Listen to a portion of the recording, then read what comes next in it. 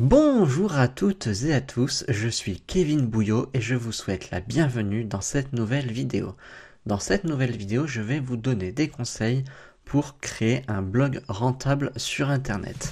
N'hésitez pas à vous abonner à la chaîne et moi je vous dis à tout de suite. Bien, commençons. Mais d'abord, qu'est-ce que c'est qu'un blog rentable? Eh bien, un blog rentable, c'est un blog dans lequel vous allez mettre des publicités dans le but de gagner de l'argent. Et vous allez mettre donc des publicités, ça peut être sous plusieurs formes, sous la forme de publicité traditionnelle, sous la forme de liens d'affiliation, etc. L'argent que vous allez gagner va dépendre de nombreux facteurs, de votre thématique, du nombre de visiteurs que vous avez et du moyen de monétisation que vous avez choisi. Donc ça, ce sont vraiment les trois paramètres à prendre en compte. Vous pouvez gagner des sommes plus ou moins importantes et jusqu'à avoir un véritable revenu passif grâce à vos sites internet. Donc ça, c'est vraiment quelque chose qu'il faut bien comprendre quand on fait les choses correctement, quand on sait s'y prendre. On peut gagner de l'argent grâce donc à des blogs, à des sites internet et donc à les rendre rentables. Mais alors, comment faire pour créer ces blogs rentables ? Il va donc falloir passer par plusieurs étapes. La première étape, c'est de choisir votre thématique, c'est-à-dire le sujet de votre blog. Je vous déconseille de faire un blog multithématique, c'est-à-dire qui va dans tous les sens, qui parle de plusieurs thématiques qui n'ont rien à voir les unes avec les autres. Concentrez-vous sur un sujet, sur un produit, sur une thématique. Donc pour trouver cette thématique, le plus simple, c'est de faire en fonction de vos goûts. Donc si vous êtes fan de tel ou tel produit, si vous êtes fan de cuisine, si vous êtes fan de sport, vous pouvez créer un site internet qui parle de ces choses-là. Donc moi, ce que je vous conseille vraiment, c'est de faire un site qui parle d'un type de produit en particulier. Ça sera plus simple pour le positionner dans les moteurs de recherche et pour avoir tout simplement des visiteurs. Parce que sur Internet, vous le savez, vous avez des concurrents, et si vous vous attachez à une niche, et si vous attaquez à une niche trop concurrentielle, vous allez avoir plus de mal à avoir des visiteurs et ce sera plus compliqué. Donc une fois que vous avez choisi votre thématique, votre niche, il va donc falloir créer le site internet en lui-même. Donc ça, il existe plusieurs solutions. Donc il va donc vous falloir trouver un hébergeur, il en existe des pas chers à 2 ou 3 euros par mois, un nom de domaine, c'est-à-dire l'adresse de votre site internet, et mettre en place le site en lui-même. Alors moi, ce que je vous conseille pour le site en lui-même, c'est d'utiliser un CMS, c'est-à-dire une solution clé en main, qui s'installe très facilement, et la plus connue, c'est WordPress. Donc WordPress s'installe en quelques clics, vous pouvez tout personnaliser, installer le thème qui vous convient, c'est-à-dire la charte graphique, des plugins pour ajouter des fonctionnalités, et vous n'aurez plus qu'à ajouter votre contenu. Donc une fois que vous avez la niche, votre site internet, il va donc falloir justement ajouter du contenu. Alors le contenu justement, ça doit être évidemment en rapport avec la thématique que vous avez choisie. Il va donc falloir créer des contenus qui concernent votre thématique en choisissant les bons mots-clés. C'est-à-dire que votre thématique va avoir des dizaines, voire des centaines, voire des milliers de mots-clés. Il va donc vous falloir choisir les plus simples à travailler, c'est-à-dire ceux qui sont les moins concurrentiels d'une part, mais ceux qui peuvent également vous apporter des visiteurs. Parce que si vous vous attaquez à un mot-clé qui rapporte 5 visiteurs par mois, bon, ça fera toujours 5 visiteurs par mois, mais il y a mieux.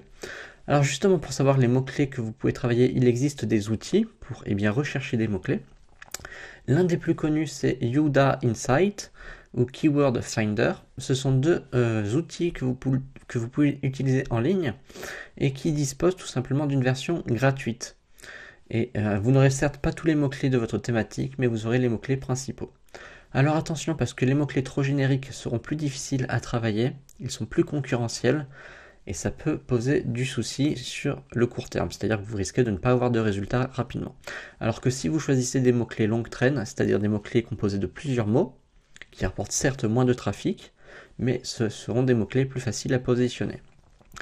Il va donc falloir que vous ayez un certain nombre de pages sur votre site qui couvrent votre produit ou votre thématique de manière suffisante. Donc ça, je ne vais pas pouvoir vous dire combien de pages, puisque tout simplement, ça va dépendre de votre thématique.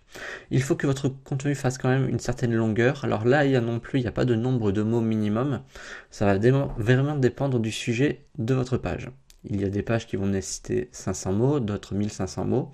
Ça va vraiment dépendre du mot-clé que vous travaillez et de votre thématique. Donc, pour vous faire une idée du contenu sur un mot-clé, vous pouvez taper justement le mot-clé sur Google et regarder les 10 premiers résultats pour voir un petit peu la longueur moyenne des pages.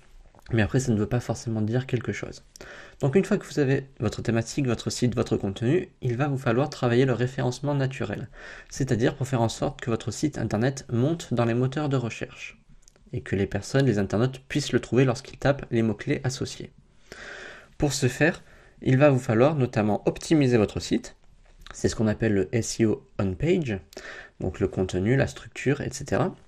Mais aussi le SEO off-page, c'est-à-dire notamment l'acquisition de liens entrant vers votre site, qu'on appelle aussi backlink. Ce sont donc des sites internet autres que le vôtre qui vont faire des liens vers votre site internet. Il faut que ces liens soient le plus souvent possible thématisés, c'est-à-dire que si vous faites un blog qui parle de cuisine, que vous receviez des liens de la part de sites qui parlent de cuisine. Ça fera une certaine logique pour Google et les autres moteurs de recherche, et ça donnera donc plus de poids aux liens. Lorsqu'ils sont contextualisés, un lien a plus de poids. Donc là encore, trouver des liens, c'est pas facile, mais c'est quelque chose qui s'apprend. Il existe deux types de liens, les liens dofollow, ceux qui ont un effet direct sur votre référencement, et les liens nofollow, qui n'apportent pas réellement de poids à votre site internet, mais qui sont quand même intéressants.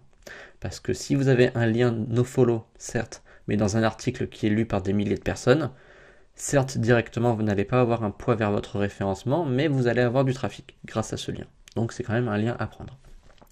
Donc une fois que vous avez mis tout cela, il ne reste plus qu'à monétiser votre site. Donc voilà, vous avez votre site, il commence à avoir des visiteurs, il faut maintenant le monétiser. Plusieurs solutions. Il y a donc la publicité traditionnelle, donc c'est-à-dire que vous êtes payé sur chaque clic. Donc une fois qu'une personne va cliquer sur votre pub, vous allez toucher par exemple 5 centimes. Il y a aussi les publicités qui sont des coûts par 1000, c'est-à-dire si votre publicité elle est vue 1000 fois, vous allez toucher par exemple 1 euro.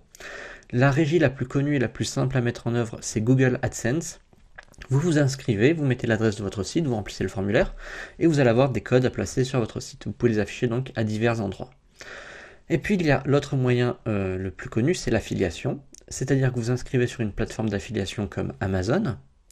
Vous allez avoir des liens affiliés vers des produits qui correspondent à votre site, et à chaque fois qu'une personne passe commande en passant par vos liens, vous allez toucher une commission.